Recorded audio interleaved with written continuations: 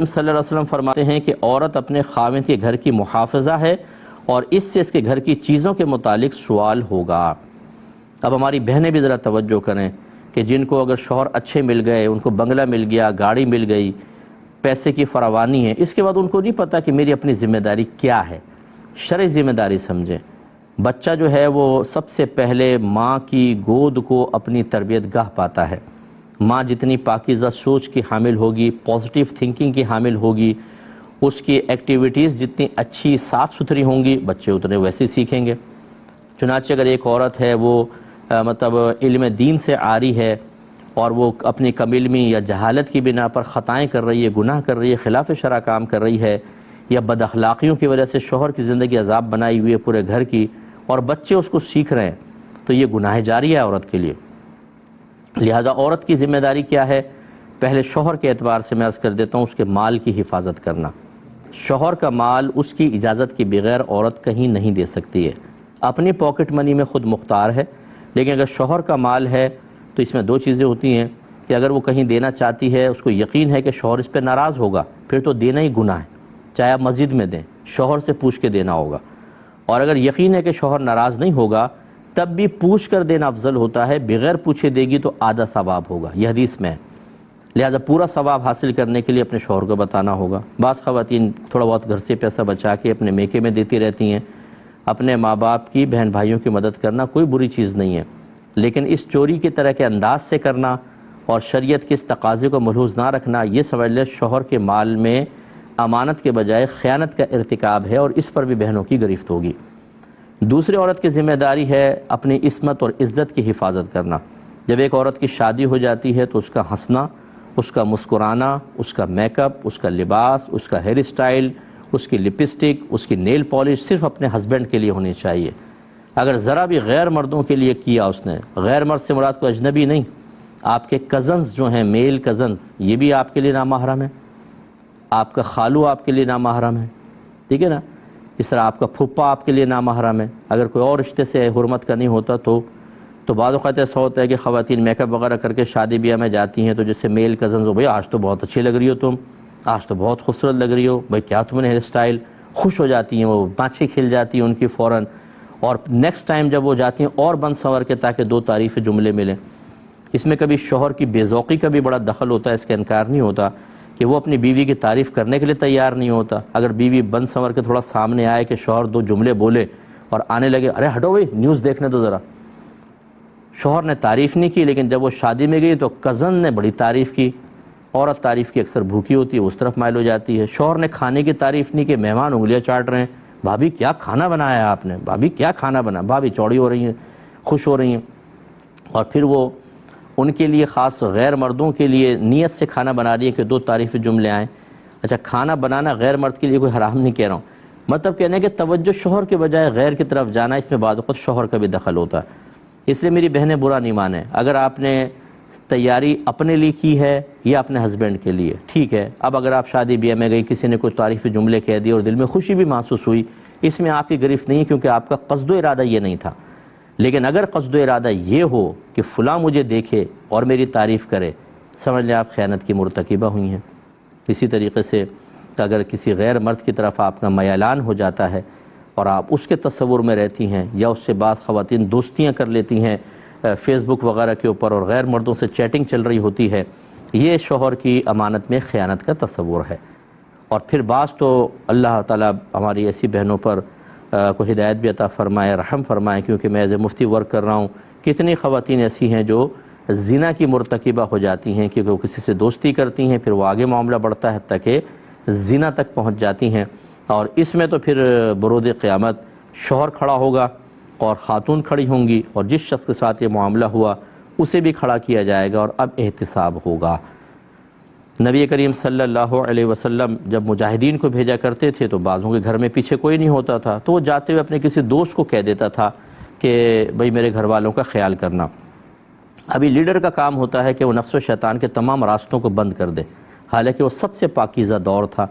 تو نبی کریم صلی اللہ علیہ وسلم نے فرمایا کہ جو اپنے کسی دوست کو، بھائی کو اپنے گھر والوں کی حفاظت کے لیے چھوڑ کر جائے اور وہ اس کے اہل خانہ کے ساتھ کوئی خیانت کرے، تو بروز قیامت انہیں سامنے کھڑا کیا جائے گا اور اللہ تعالیٰ اس کا بدلہ دلوائے گا۔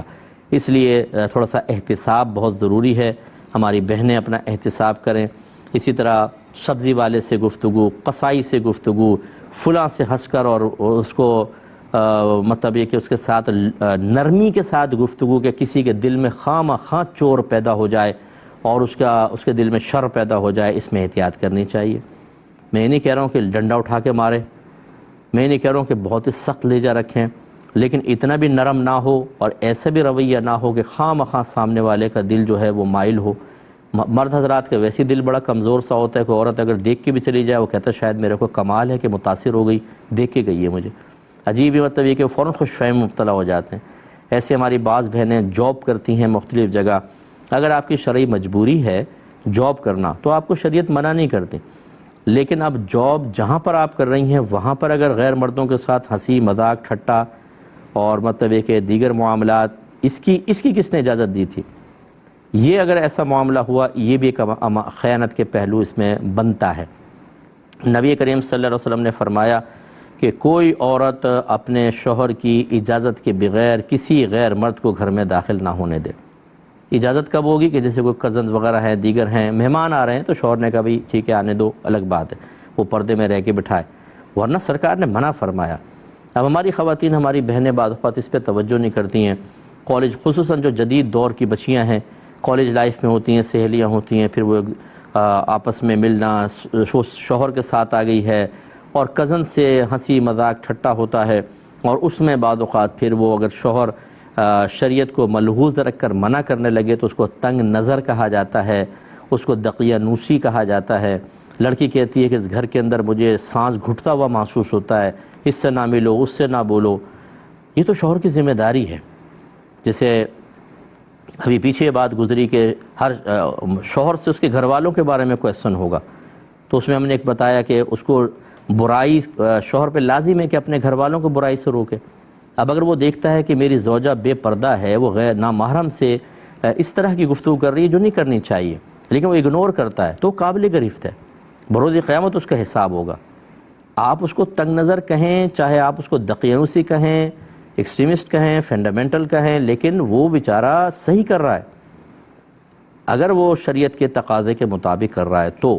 اور وہی جو دائرہ شریعت اس کے مطابق اگر وہ کر رہا ہے تو ٹھیک ہے۔ شکی مزاج ہونا ٹھیک نہیں ہوتا، لیکن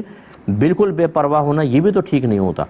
اس میں ہماری بعض بہنیں برا مان جاتی ہیں، بعض اوقات تو طلاق کے مطالبے ہو جاتے ہیں کہ بھئی بڑی اس نے زندگی تنگ کر دی، ہماری بچی کی طلاق دے دو، تم چھوڑ دو۔ کیا چاہتے ہیں آپ کہ اللہ تعالیٰ اس کے رسول صرف آپ کی بچی کی مرضی کے لیے تمام قوانین کو سمیٹ دیں اور اسے ہر طرح کے افعال کی اجازت دے دی جائے؟ مذہب آپ کی زندگی کو تنگ نہیں کرنا چاہتا، مذہب آپ کو خرابی سے بچانا چاہتا ہے، آپ کی زندگی کو ایک نظام، ایک قرینے پہ لے کر آنا چاہتا ہے۔ ایسی خواتین جو یہ کہتی ہیں کہ میری بچی کی زندگی اس نے تنگ کر دی، میں آپ سے کویسچن کرتا ہوں، اگر آپ کی بہو اس طرح کرے کہ میکے جائے اور وہاں اپنے میل کزن سے ہنس کے باتیں کر رہی ہو اور آپ دیکھ لیں، کیا کریں گی آپ تو فوراً بیٹے کو بلائیں گی، ادھر آؤ، دیکھو تمہاری بیوی کیا کر رہی ہے، تمہیں ذرا کنٹرول نہیں اپنی بیوی کے اوپر، مر جانا چاہیے تمہیں، غیرت سے ڈوب کے مر جانا چاہیے ہیں۔ اس طرف اتنے ماشاءاللہ خوبصورت لیکچر اور وہاں پہ یہ کہنا کہ میری بیٹی کی زندگی تنگ کر دی۔ تھوڑا سا سوچئے، یہ دو نظام، دو اسٹینڈرڈ نہ بنائیں اپنے گھر کے اندر۔ جو اپنی بیٹی کے لیے آپ چاہتے ہیں وہی بہو کے لیے، اور جو بہو کے لیے نہیں چاہتے وہ بیٹی کے لیے بھی نہ چاہیں نا، یہ ہمارے یہاں غلط ہو رہا ہے۔ تو خواتین کو، ہماری بہنوں کو چاہیے ہم سے بھی ناراض نہ ہوں، اور ہوں تو بہرحال میرا کیا مسئلہ ہے،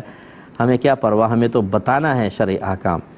تو اس لیے ہماری بہنیں اپنے آپ کو ریزرو کریں اور محتاط چلیں، یہی آپ کے حق میں بہتر ہے۔ ایک تو یہ شوہر کا معاملہ ہوا، دوسرا مال اور شوہر، تیسرا جو ہے وہ اولاد کے سلسلے میں ہر عورت پہ ذمہ داری ہے کہ وہ اپنے بچوں کو کہ اولین تربیت وہ کرے، کیونکہ ماں ابتدا میں بچے ماں سے کلوز ہوتے ہیں۔ اسی لیے ہمارا مذہب اسلام یہ کہتا ہے کہ اگر میاں بیوی میں سپریشن ہو جاتی ہے تو بچہ 7 سال تک اپنی ماں کے پاس رہے گا، یعنی 8ویں سال میں جب داخل ہوگا تو باپ کے پاس جائے گا، اور لڑکی 9 سال تک ماں کے پاس رہے گی، کیونکہ اولین جو تربیت کی ذمہ داری ہے وہ ماں کو دی ہے۔ اب آپ خود سوچئے، وہ وقت ہوتا ہے 1 سے لے کر 7 سال، یعنی 8ویں سال میں بچہ داخل ہوا اور بچی کا 9واں سال، کہ جس میں بچوں کی آبزرویشن بہت ٹائٹ ہوتی ہے، وہ ہر چیز کو محسوس کر رہے ہوتے ہیں، دیکھ رہے ہوتے ہیں، یہاں نقش یہاں بیٹھ رہے ہوتے ہیں۔ اس لیے ماں کے حوالے کیا گیا کہ ماں تربیت کرے اور بچوں کو بہت اچھا بنائے۔